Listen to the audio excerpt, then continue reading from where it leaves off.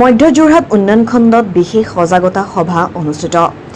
মধ্য যোৰহাট উন্নয়ন খণ্ডৰ প্ৰেক্ষাগৃহত আজি এখনি কমিউনিটি এংগেজমেণ্ট আৰু এৱাৰনেছ সম্পৰ্কীয় বিশেষ সভা অনুষ্ঠিত হয়।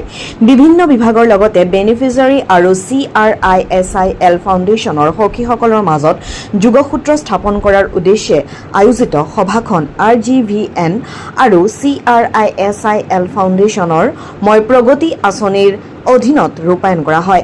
আঁচনিখনৰ অধীনত অসমৰ 14খন জিলাৰ ভিতৰত উজনি অসমৰ 4খন জিলাত 500গৰাকী CRISILৰ সখী আছে।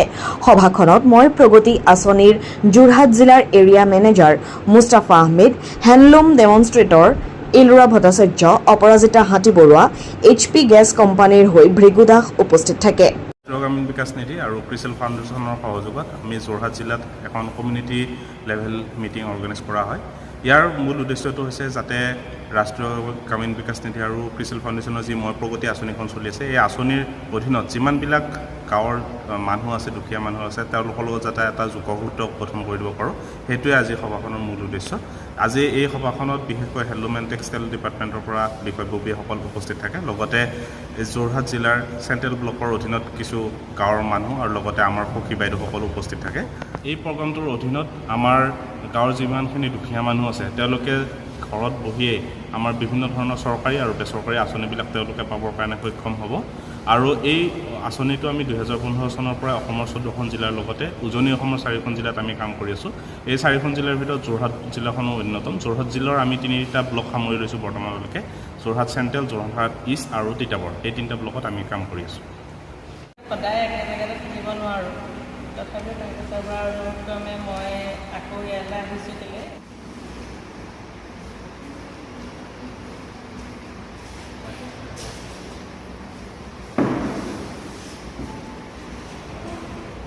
কেনেধৰণে তেখেতসকলক সহযোগ কৰিব পাৰিছোঁ বা ভৱিষ্যতে আমি আমাৰ সখী বাইদেউসকল বা আমাৰ ৰাইজে কেনেধৰণে আপোনালোকৰ লগত যোগাযোগ ৰাখিব পাৰিব বা কি এনেকুৱা অলপ আপোনালোকে অলপ